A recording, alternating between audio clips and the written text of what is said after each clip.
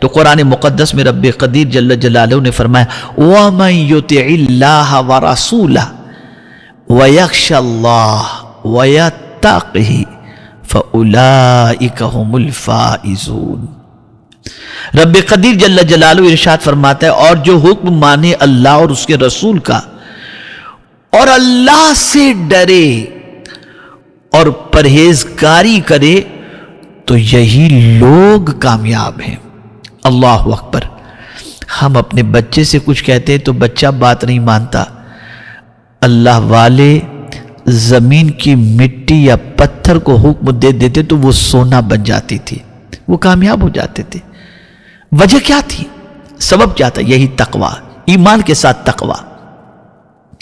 ہماری زندگی میں تقوی کہیں نظر نہیں آتا۔ کہاں ڈرتے ہم اللہ سے؟ انسانوں کے سامنے اللہ سے ڈرتے ہوئے دکھائی دیتے ہیں۔ اللہ اکبر۔ ایک آیت کریمہ کی تفسیر میں حضرت عبداللہ ابن عباس رضی اللہ تعالیٰ عنہما نے بیان فرمایا، اس تفسیر کو پڑھنے کے بعد رونگٹے کھڑے ہو جاتے ہیں۔ اللہ اکبر۔ ارشاد فرماتے ہیں اللہ اللہ، حضرت عبداللہ ابن عباس رضی اللہ تعالیٰ عنہ، کچھ لوگ ایسے بھی ہیں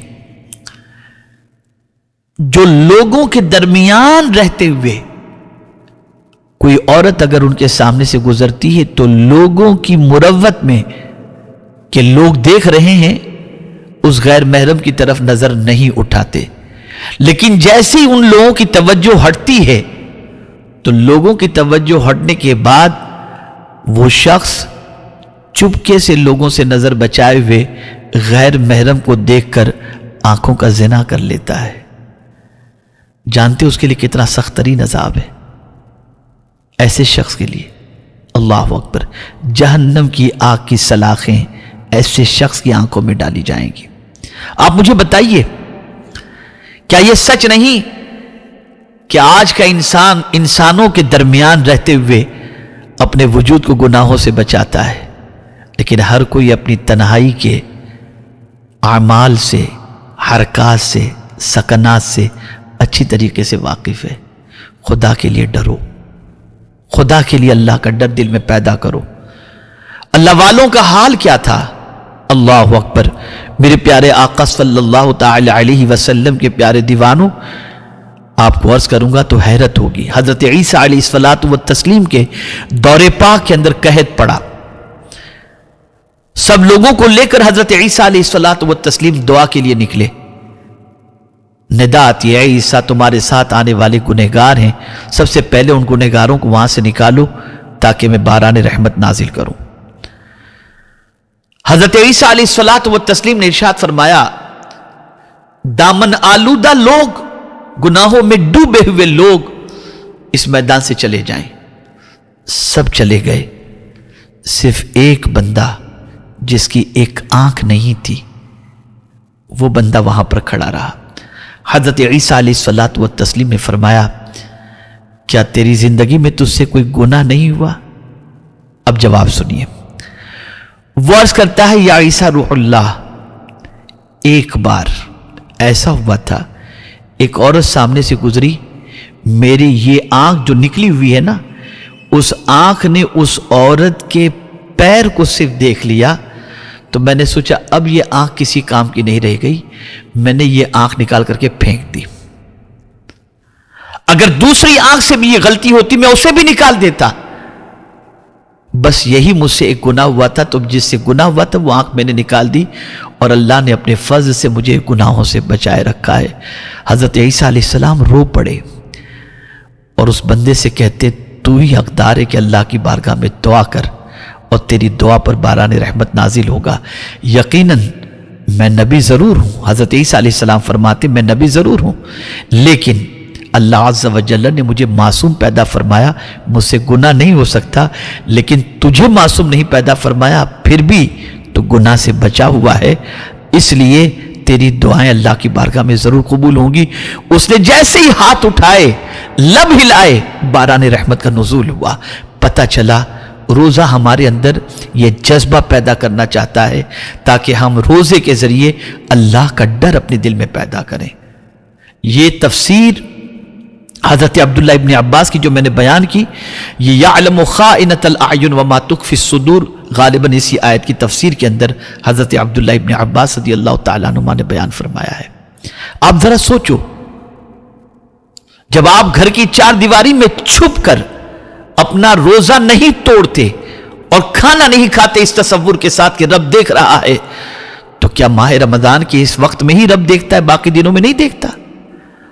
اگر بندہ اپنے دل میں یہ جذبہ پیدا کر لے، ہمیشہ میرا مولا دیکھتا ہے، کہیں بھی رہوں مولا دیکھتا ہے، کدھر بھی رہوں مولا دیکھتا ہے، تو انشاءاللہ العظیم دامن گناہوں سے بچے گا، تقوی کی دولت نصیب ہوگی۔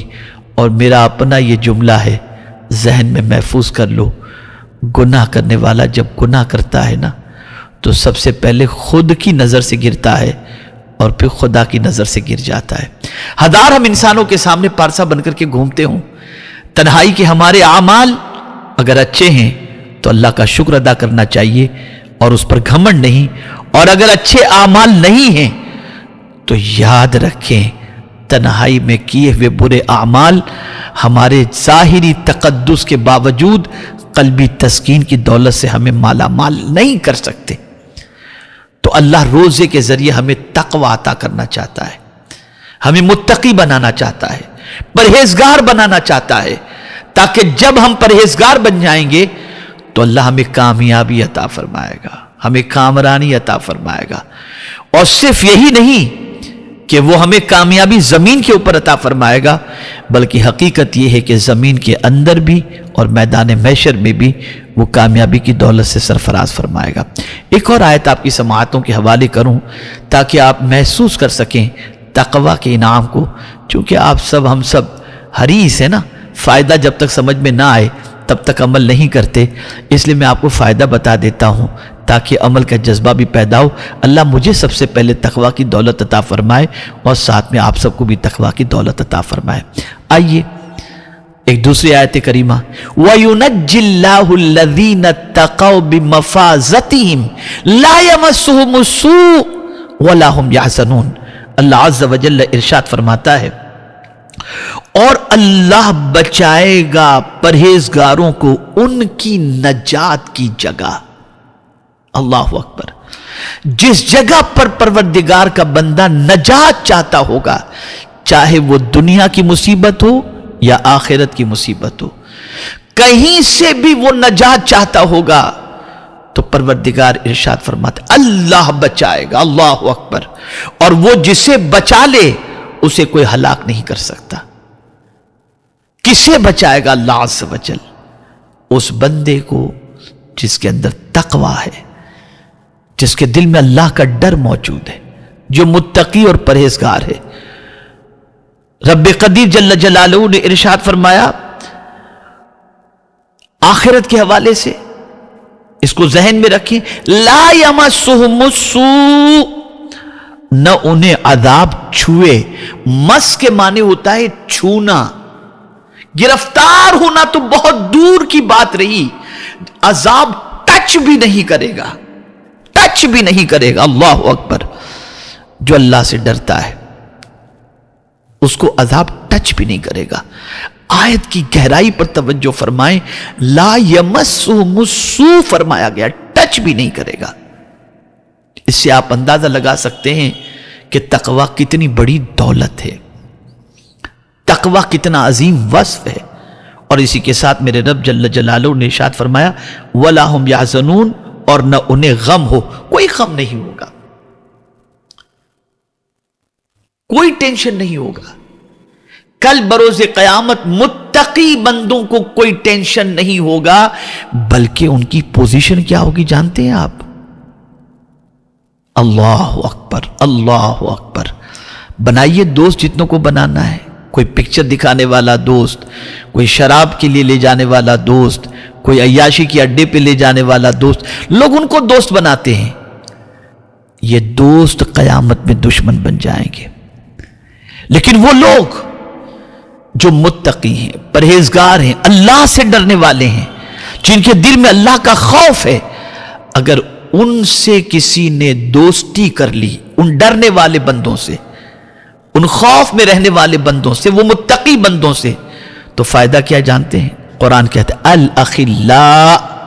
الاخلاء یومئذ بعضهم لبعض عدو الا المتقین، قیامت کے دن جگری دوست ایک دوسرے کے دشمن بن جائیں گے مگر متقین، یعنی جو اللہ سے ڈرنے والے بندے ہوں گے، وہ اللہ سے ڈرنے والے بندے، ان سے اگر دنیا میں کسی نے دوستی کی ہے تو وہ اپنی دوستی کا حق دنیا میں بھی ادا کرتے ہیں اور آخرت میں بھی ادا کریں گے، اس لیے کہ وہ متقی ہیں، اللہ سے ڈرنے والے بندے ہیں، اور جو اللہ سے ڈرنے والا بندہ ہوتا ہے اللہ تعالیٰ اس کے کام کو آسان کر دیتا ہے۔ وَمَن يَتَّقِ اللَّهَ يَجْعَل لَّهُ مِنْ أَمْرِهِ يُسْرًا، جو اللہ سے ڈرتا ہے اللہ اس کے کام کو آسان فرما دیتا ہے۔ یہاں سے یہ بات سمجھ میں آئی، اللہ ہمیں متقی بنانا چاہتا ہے، اس لیے روزے اس نے فرض کیے۔ اللہ ہمیں تقوی شعار بنانا چاہتا ہے، اس لیے اس نے روزے فرض کیے۔ کیا ہم اس نیت سے روزے رکھتے ہیں کہ جس طرح دن کے اجالے میں اللہ نے جن چیزوں سے بچنے کا حکم دیا ان چیزوں سے بچ رہے ہیں، ایسے اب انشاءاللہ العظیم ماہ رمضان شریف کے گزرنے کے بعد حرام چیزوں سے بھی ایسے ہی بچیں گے؟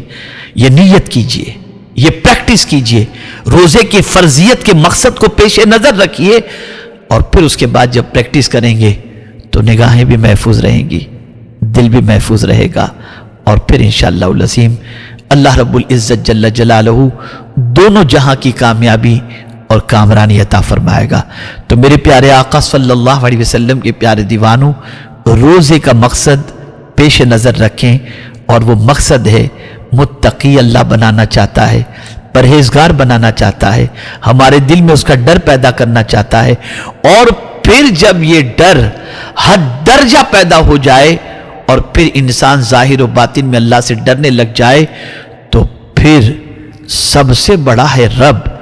اللہ فرماتا ہے تو انسان کی بات چھوڑ، یہ مفہوم عرض کر رہا ہوں، انسان کی بات چھوڑ، انسانوں میں جو بڑے ہیں ان کی بات چھوڑ، اگر تم متقی بن گیا نا، ان اکرمکم عند اللہ اتقاکم، میں سب سے بڑا ہوں، میرے نزدیک عزت والا سب سے زیادہ وہ ہے جو سب سے زیادہ تم میں مجھ سے ڈرنے والا ہے۔ اگر بندہ تم مجھ سے سب سے زیادہ ڈرے گا، دنیا تجھے ذلیل کرنا چاہے گی، میں تجھے عزت عطا کروں گا، سر بلندی عطا کروں گا، اور میرے نزدیک سب سے زیادہ عزت والا وہ ہے جو تم میں سب سے زیادہ مجھ سے ڈرنے والا ہے۔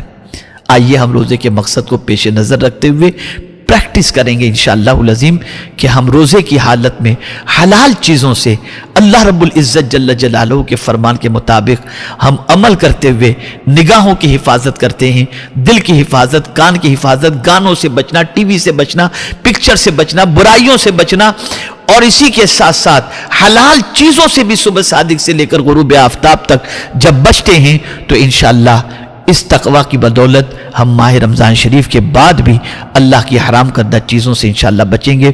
اس نیت کے پیش نظر جب ہم روزہ رکھیں گے تو انشاءاللہ ضرور یہ مقصد ہمیں حاصل ہوگا، اور پھر رمضان کے بعد کی زندگی، ماہ رمضان کے بعد کی زندگی اتنی حسین زندگی ہوگی، اتنی پیاری زندگی ہوگی، اتنی خوبصورت زندگی ہوگی کہ آج جو لوگ گناہوں کی وجہ سے اپنی زندگی کو اپنے اوپر بوجھ سمجھ رہے ہیں نا، اللہ سے ڈرنے کی بنیاد پر ان کی زندگی بہت بہترین ہو جائے گی، اور میں اگر کہوں تو غلط نہ ہوگا، پرمسرت ہو جائے گی۔ اور ڈپریشن کا ایک علاج یہ بھی ہے، بندہ اللہ سے ڈرنا شروع کر دے تو اللہ اس کے دل کو باغ باغ کر دیتا ہے، ڈپریشن سے نکال دیتا ہے، ڈپریشن سے نکالتا ہے۔ اس لیے کہ جب وہ اللہ سے ڈرے گا اور گناہ نہیں کرے گا، اور جب گناہ نہیں کرے گا تو گناہ نہ کرنے کی بنیاد پر وہ انشاءاللہ العظیم اس کی طبیعت جو ہے وہ بوجھ نہیں بن جائے گی، اور اس کے دل پر گناہ کے دھبے نہیں لگیں گے، تو اللہ تعالیٰ اس سے ڈرنے کی بنیاد پر اس کے دل کو سکون کی دولت سے مالا مال فرما دے گا۔ زندگی رہی مزید گفتگو پھر کبھی انشاءاللہ العظیم میں عرض کروں گا۔ آج مختصراً روزہ اور پرہیزگاری، اس پر میں نے کچھ باتیں آپ کی سماعتوں کے حوالے کیا، امید ہے انشاءاللہ العظیم شاید آپ کی معلومات میں کچھ اضافہ ہوا ہو۔ میرے لیے بھی دعا کریں، اللہ مجھے بھی روزے کے مقصد کو حاصل کرنے کی توفیق عطا فرمائے، اور اللہ عز و جل آپ سب کو بھی ماہ رمضان کی مقدس دعاؤں کے اندر اس گنہگار کو نہ بھولیں، ایمان پر خاتمے کی خاص طور پر دعا فرمائیں، اور دونوں جہاں کی ذلت و رسوائی سے بچنے کی دعا کریں، اور ایمان کی سلامتی کے ساتھ اس دنیا سے جانے کی دعا کریں، اور دونوں جہاں میں کامیابی کی دعا کریں۔ السلام علیکم ورحمۃ اللہ وبرکاتہ، وما علینا الا البلاغ المبین۔